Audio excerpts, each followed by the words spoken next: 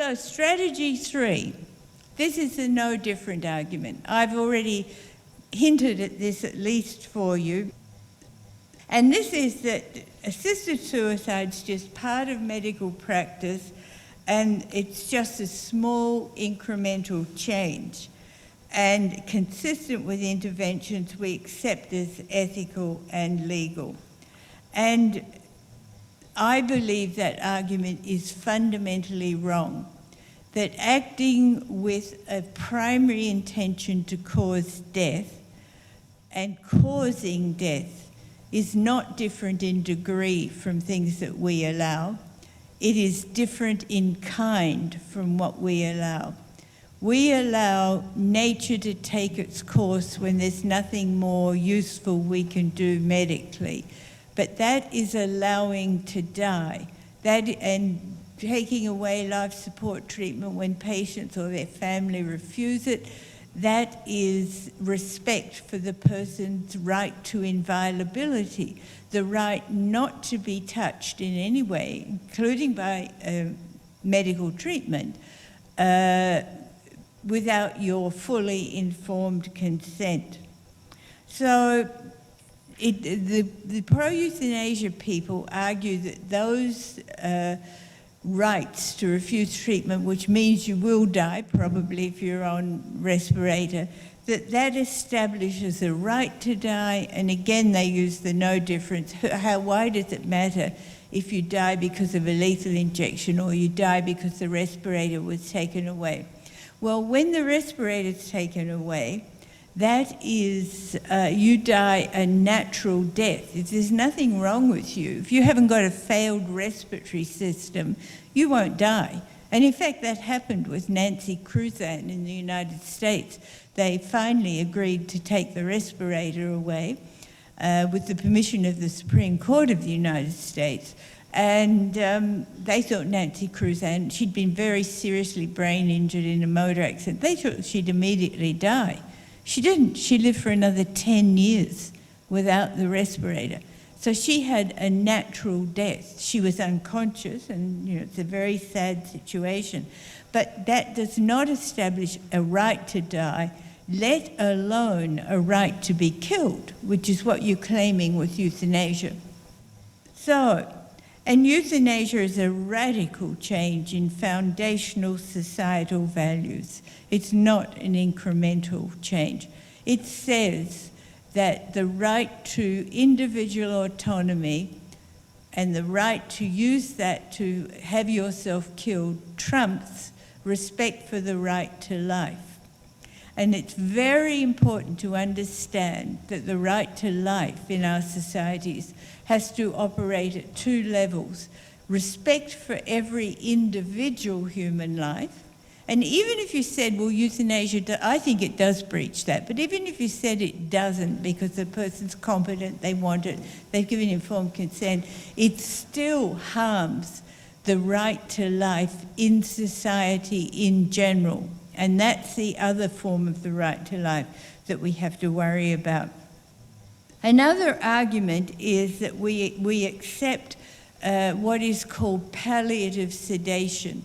There are a few not very common cases, although they shouldn't be very common cases, where you can't relieve the pain and suffering except by sedating the person.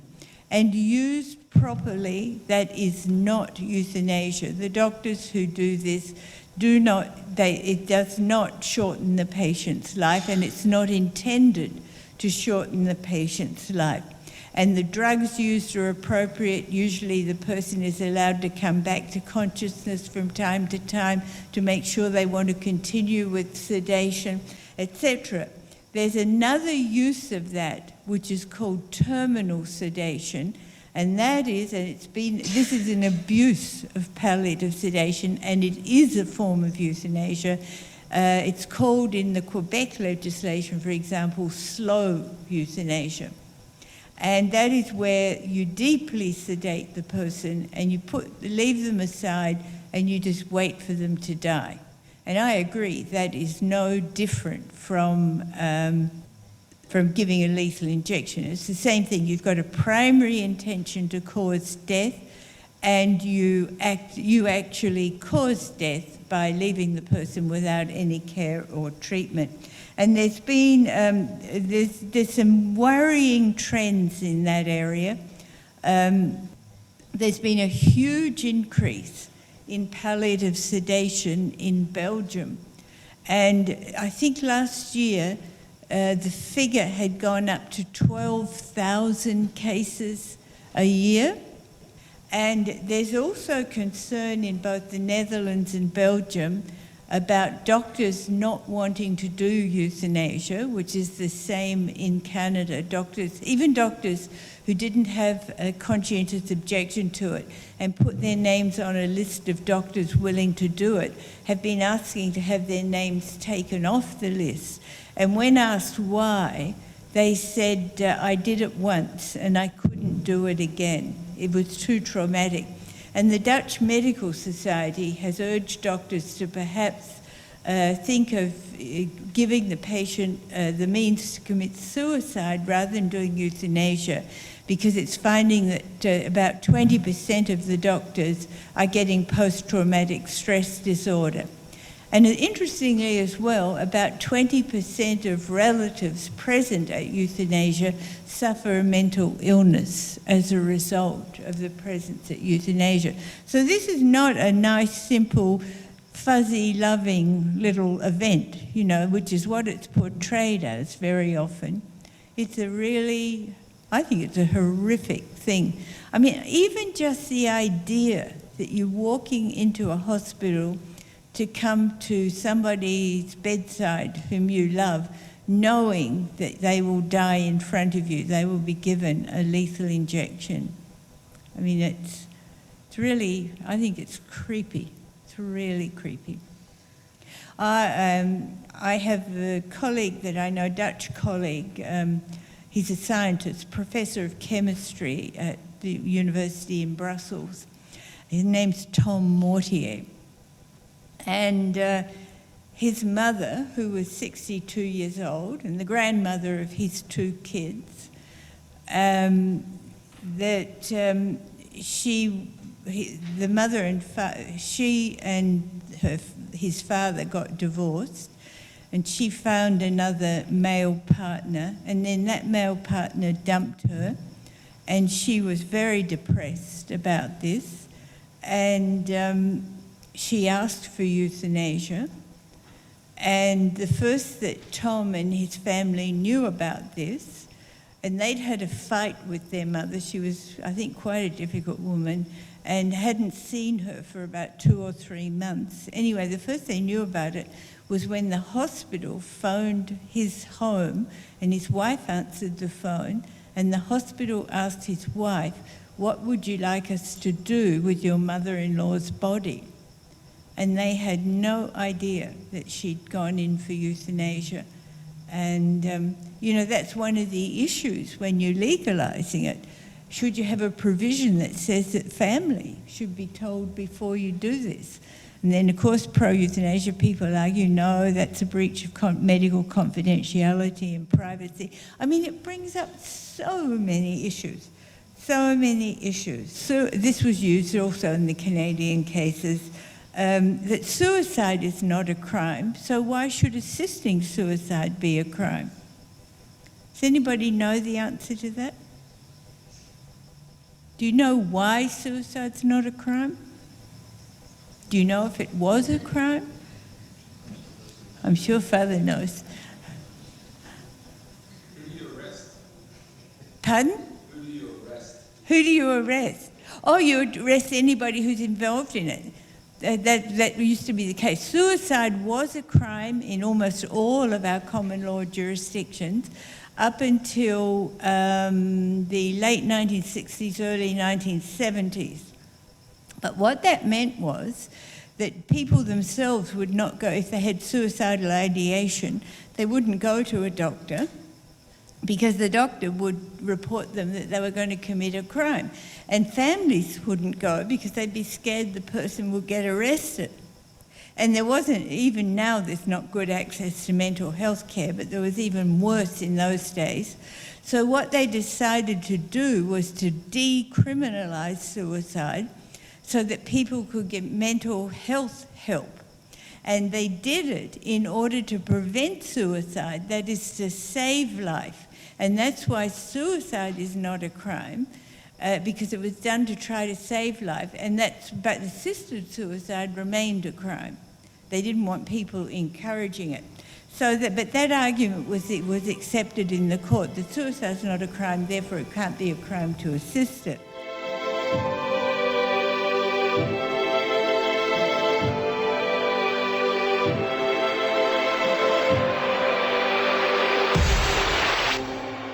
And the other argument, this was in the New England Journal of Medicine, which is probably the most prestigious journal in the world, it was that what's called the going to die anyway argument.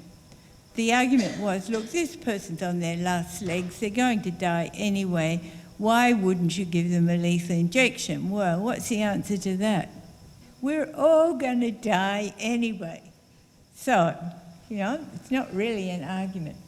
Now, and physicians don't see euthanasia as a medical treatment. They see it as contravening what they call the healing mandate of medicine. Now, Peter Singer pulled this one on me this afternoon in this interview. This is what I call euphemizing euthanasia. But you call it medical treatment, you call it medically assisted death. Well, we all want medical assistance when we're dying. We don't want to be left in pain and suffering. And it's not medical treatment because, as I just said, it's contrary to the healing mandate. And also, it establishes suicide as a legitimate response to suffering. And we are in crisis at the moment in Australia. Do you know what the number one cause of death among people in Australia under 35 is? Suicide. It's the number one cause of death. In the whole big causes of death from everything among everybody, where do you think suicide comes? Like you've got cancer, heart disease, strokes, I've forgotten what, diabetes, Where would you put suicide? Suicide is number 6 overall. It's up above, most things that most of us freak out about. It's above breast cancer. We have huge campaigns to try to stop this. And so this is really important. Seriously, I think it also, having doctors do this, seriously harms medicine's value-carrying role in society. What you've got there is that, paradoxically really, in a religious society, religion carries the value of respect for life. That was always carried by religion. But in a secular society, when you're looking for the value carrying for the society as a whole, medicine and law are the 2 institutions that carry the value of respect for life. And law says you must not intentionally kill, and medicine says we will care always, cure where possible, we will never kill intentionally.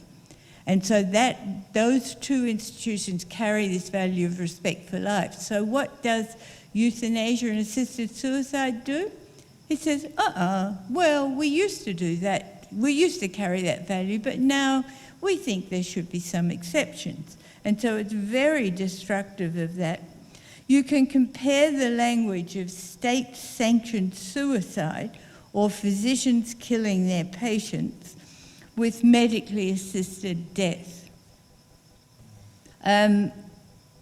Several years ago, while I was living in Canada, I used to come regularly to Australia, and usually I got dragged into a brawl with somebody. And this was the Australian Medical Association's annual general meeting in Canberra, and there were about 600 doctors present. And they put on a debate between Dr. Philip Nitschke and me. Do you know who Dr. Philip Nitschke is? He is the big euthanasia proponent.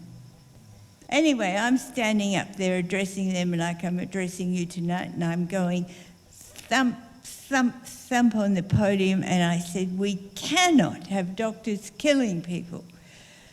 And with that, Dr. Roger Hunt, I use his name with permission, who is a friend of mine, and he's a palliative care physician, but a rare one who believes in euthanasia. So he jumps up in the audience and screams out at me, Margot, will you stop using that word killing? And I said, well, if it's not killing, what is it? He said, it's VAD. And I said, what on earth is that? He said, voluntary assisted dying. It's the Victorian version. In fact, I think he was on the committee that helped to draft the Victorian legislation. Anyway, so an acronym makes it even more neutral. Who knows what it is? Anyway, I went on with the speech, and then I came to a part which I'm going to talk to you a little bit about tonight, that if society is going to have it, at the very least, let's keep it out of medicine. So if we're going to keep it out of medicine, we need a special new profession. I called them thanatologists, death specialists. And they should be trained to give these lethal injections.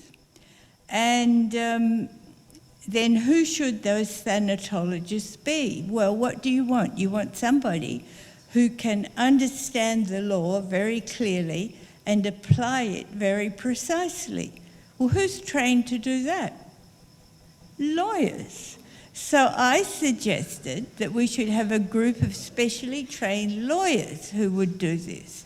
And with that, Roger rose to his feet and yelled at me, Margot, are you crazy? You'd have lawyers killing people?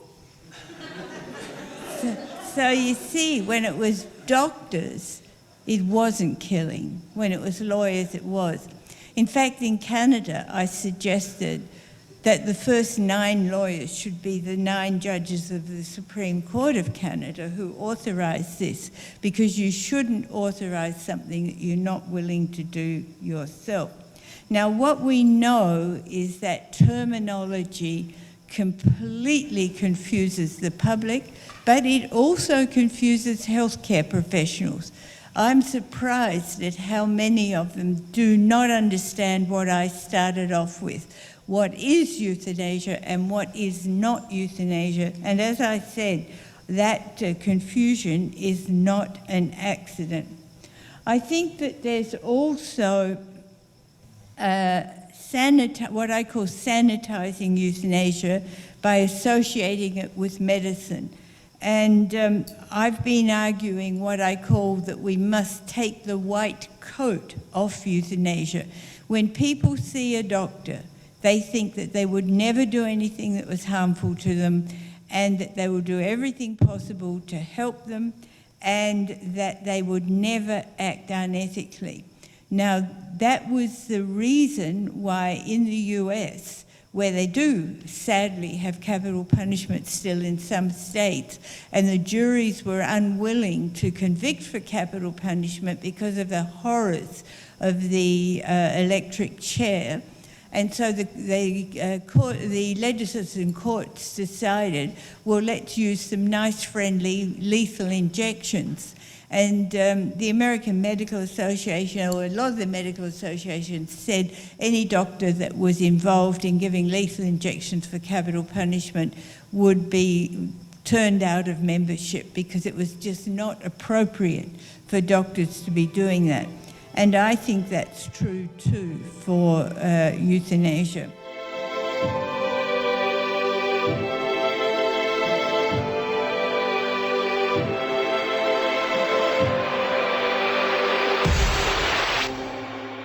Now, strategy 6 is the most common one.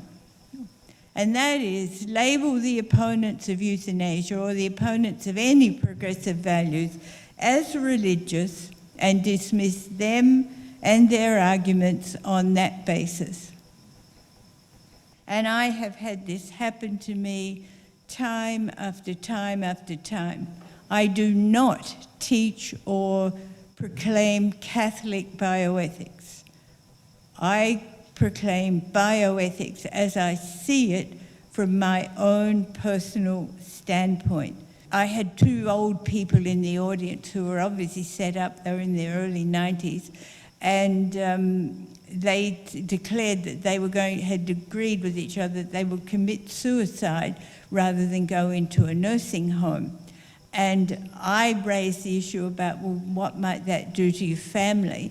And this old lady, very vocal, very, really confident, and she said, of course it's got nothing to do with my family. That's absolute bullshit. And she shouted it out. We're in the middle of Q&A, and the whole audience went rah, rah, rah, they were really keen on this.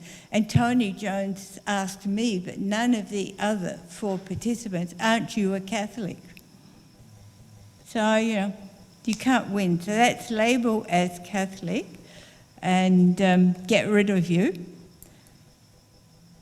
And then there's appeal to empathy and compassion. I've touched on this. And the pro-euthanasia rhetorical question is that you love your dog and he's suffering and you don't like to see him suffer, so you take him to the vet. If you love your mother, why wouldn't you do the same for your mother? And the short answer is your mother's not a dog. But today, on this program I did with Peter Singer, Peter said he thought it was more unacceptable to kill a conscious pig than to give a lethal injection to somebody who was in a comatose state, a human being. That he thought that was that was more acceptable than killing the pig. So, Peter doesn't believe that there's any distinction between humans and other animals. And to make that distinction, he calls it speciesism, which is a form of wrongful discrimination. So Francis Fukuyama, who a lot of people have got a lot of respect for, I don't think he's a Catholic, not as far as I know. Anyway, he says this is the world's most dangerous idea, that there's no relevant moral difference between humans and animals.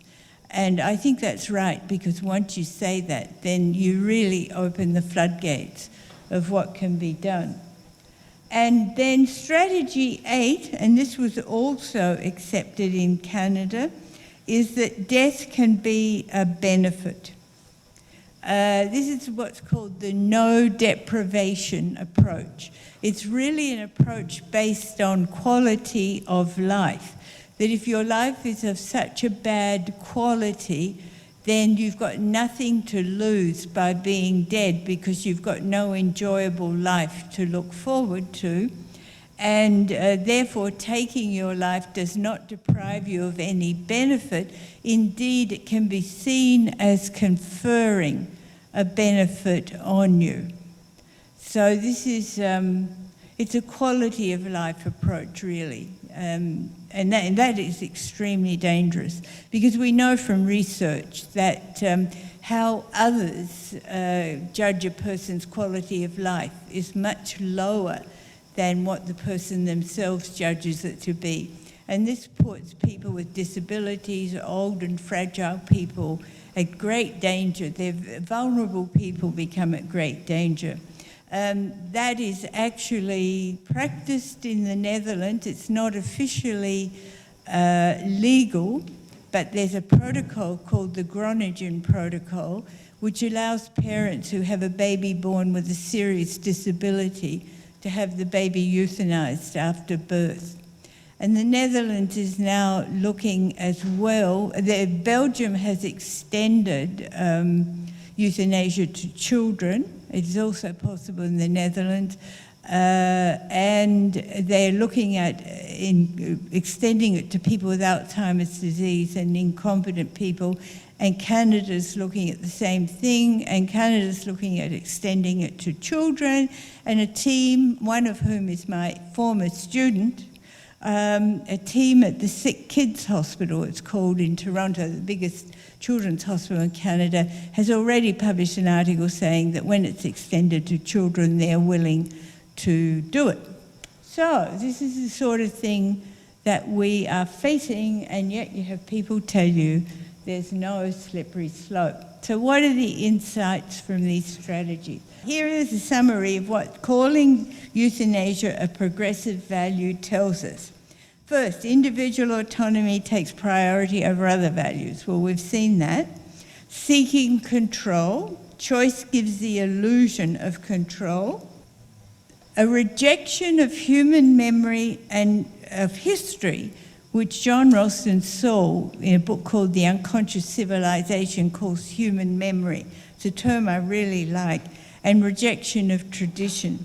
I mean, one question we have to ask is, we've always got old, sick, suffered, and in fact we can do miles more today to help people than we could ever do in the past. Why suddenly, after thousands of years of our kind of civilization, when we could have done this, there's nothing new about being able to kill a person, why now do we suddenly think this is a good idea? And one of my theories is that we've got to look to our First Nations people, to our Aboriginal and Torres Strait Islanders, and their approach to this, and on the whole they're very opposed.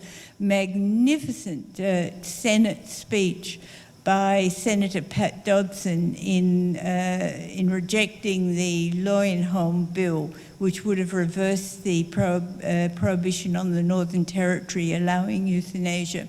And he set out why this is wrong from human memory and what we know. And also, I think what it is, it's a focus on only on an individual, only in the present. We need to focus on an individual in the present, but we also need to look to human memory and history, and what will that tell us? And ask, why didn't they do this? And we've got to look through human imagination to the future and the consequences of doing this. I asked people to think about, how do they think their great-great-grandchildren will die if we legalise this now? And I can tell you for sure the chances are they'll die from a lethal injection. Progressives, this is the work of Jonathan Haidt, who's the social psychologist at Harvard. He's written a great book on how conservatives and progressives differ in their values. The progressives reject authority. That's one reason why they reject religion. And also, the other reason they reject religion is because religion is tradition and history based, and they reject that as well. There's often hostility to religion and its values. I recommend to people that we don't speak of the sanctity of life, except if you want to speak about it in a religious context, because that labels that as being a religious value. I talk about deep or profound respect for human life, because then it's something that applies to everybody and to every civilized society, that it's not just a religious value. And euthanasia is part of the culture wars, and what you can see when you look at them all is that all of these values are involved in all of our culture wars.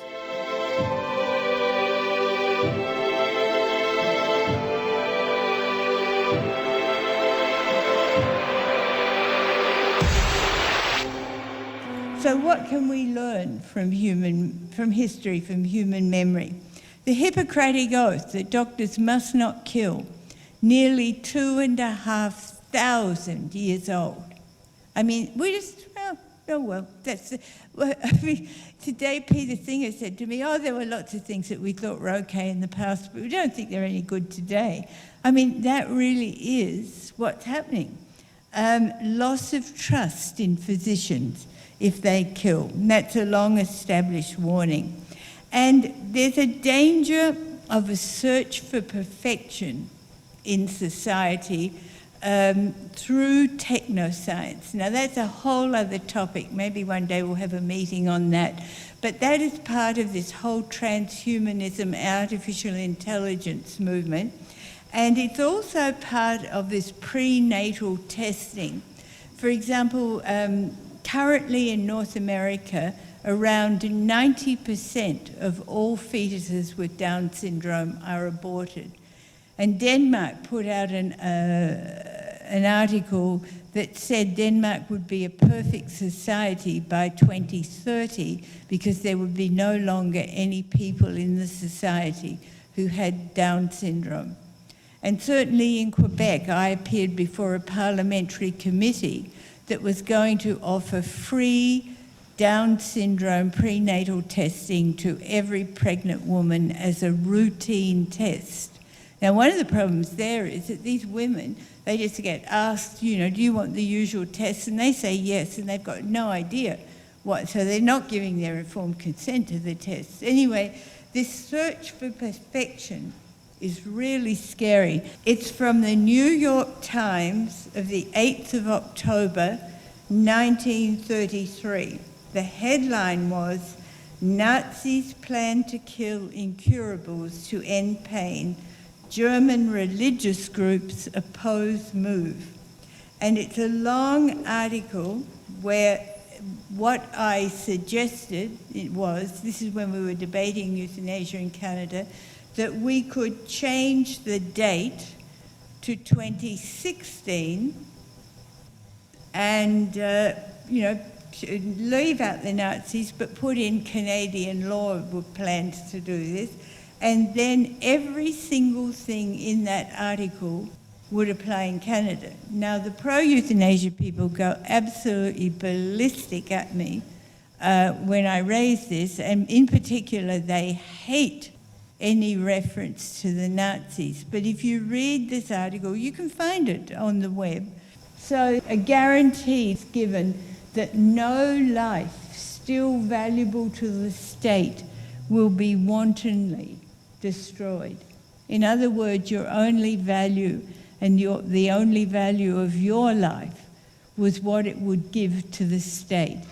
And, when you think about considering euthanizing people with Alzheimer's disease, which is currently being considered in all of the jurisdictions that have got euthanasia, are their lives valuable to the state? No, they cost the state a fortune.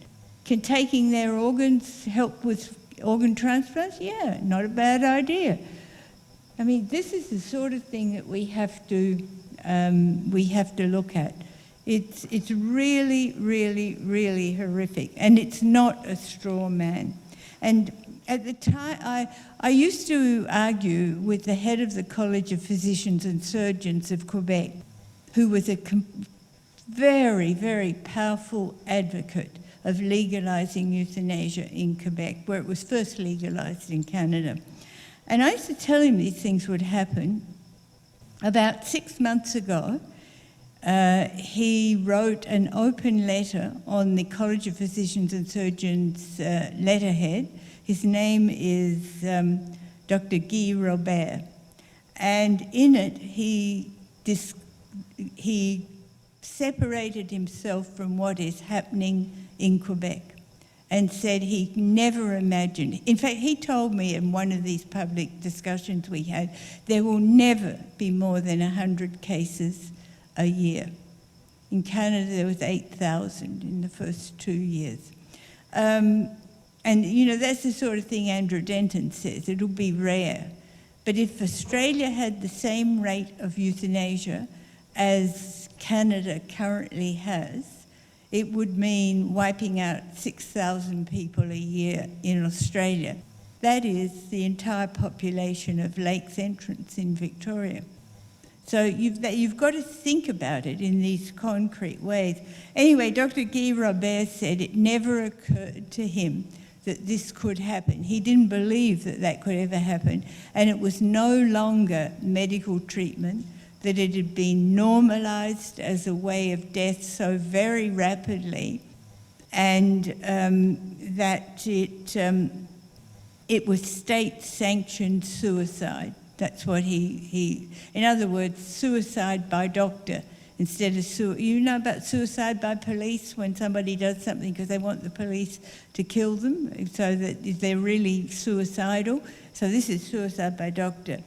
I couldn't help but sort of say, I told you so. But he's a very good man, and at least he was brave enough to come out and say, I never would have agreed with this if I'd known what would have happened. And then the final sentence in his open letter is, there's no hurry to die. Oh, I mean, what did they think they were doing? So we need to consider the impact of legalising euthanasia in the future and at different levels. The levels are the individual, the institutional, the societal, and the global. And we have to look not just in the present but the future. How do you not want your great-great-grandchildren to die?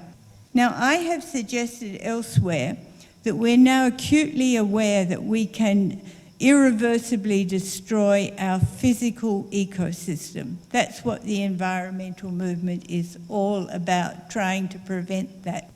Well, we've also got a metaphysical ecosystem. It consists of the values, beliefs, stories that we share with each other and buy into as showing our common values, attitudes, hopes. Those all are part of our metaphysical ecosystem. And that too can be irreversibly destroyed. And euthanasia, I think, is one of the current major threats to that metaphysical ecosystem. So euthanasia also unavoidably opens up slippery slopes. I've given you lots of examples of those tonight. There's two kinds of slippery slope. The logical slippery slope, if this is allowed, well, this is not very different, so why not that? For example, you start off by saying you've got to both be competent and have terrible suffering. And then those two things get split apart. Well, if you're competent, you should be allowed to decide you want it. Or if you've got terrible suffering, maybe it doesn't matter if you're not competent. So you can see how both of those then split into separate limbs and you get an expansion. The practical slippery slope is that once it's legalised, then people do euthanasia outside what is allowed because it suddenly seems more acceptable. A figure I've just written about in a paper is that in the Flanders region of Belgium, they estimate that 27% of all of the deaths by euthanasia were on old, incompetent people unable to give consent. So that's complete abuse of the law, and that's simply not legal. But 27% of all euthanasia deaths. Flanders in Belgium is crazy. It's got very high rates of euthanasia. And it's quite different that's the Dutch-Flemish area of Belgium, and the rate in the French areas of Belgium is quite low. So what you see there is probably different cultural realities of why is this so acceptable in one area of the same country and not in the other area. So, and slippery slopes can't be prevented. It's a very difficult area. I think we need to talk about whether euthanasia is right or wrong, not just its risks, harms and benefits. However, that does not, that discussion doesn't get you very far in the political reality that we face at the moment, because the moral relativism approach says nothing is right or wrong. It also says there's no such thing as absolute truth, and therefore you can't say this is right or wrong. It all depends, and it all depends on the circumstances, and it all depends on my individual preferences, whether I think it's right or wrong. So where does it go from here? I've told you some of where it's going, but I think we would do well before we rush in Australia into legalising this throughout the country. I think the Victorians are mad in many respects, but before we follow their lead, I would urge us to follow the UK. The UK Parliament rejected this by a very, very large majority, by about a 2/3 majority. And I would have hoped Australia would have done that too. So in conclusion, euthanasia is not just an incremental expansion of currently ethically and legally accepted end-of-life decisions, such as refusal of life support treatment, as pro-euthanasia advocates argue. Acting with an intention to kill is different in kind from allowing a natural death. Euthanasia is not medical treatment. Defining it as such presents serious dangers to patients, the trust-based physician-patient relationship, the profession of medicine, and society as a whole. If euthanasia is legalised by society, we must take the medical cloak off it and have some specially trained persons other than physicians mandated to administer it. We need to ask ourselves, if euthanasia is permitted, how do we think our great-great-grandchildren will die? What kind of society will we have left to them? Will it be one in which no reasonable person would want to live? It seems that most politicians and many people in Western democracies, such as Australia, do not recognise the momentousness of a decision to legalise euthanasia. It's not an incremental change, but a massive and radical shift in our societies and civilization's foundational values. A prominent Australian politician, Mr. Jeff Kennett, some of you may know, who argued for legalising euthanasia, captured the trivialisation of death that informs support for euthanasia in these words. You can imagine Jeff Kennett saying this. As far as I'm concerned, when you pass your use-by or best before date, you should be checked out as quickly, cheaply, and efficiently as possible. But we're not products to be checked out of the supermarket of life. And one of the dangers of euthanasia is that it does save a lot of healthcare dollars.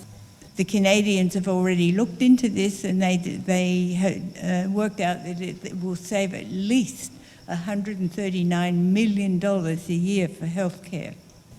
What would be the impact of the cumulative effect on vulnerable people of legalising euthanasia? And what would be the impact of making them even more vulnerable on the shared values that bond us as a society, and in setting what we call the ethical tone of our society? We can't judge the ethical tone of a society by how it treats its strongest, most privileged, most powerful members, but by how it treats its weakest, most vulnerable, and most in need members. Dying people belong to the latter group. I fervently hope Australia will follow the UK and reject euthanasia and not follow Canada down the slippery slope it's opened up by stepping over the clear line set by the rule that we must not intentionally kill another human being, the one exception being when that's the only way to save an innocent human life. Thank you.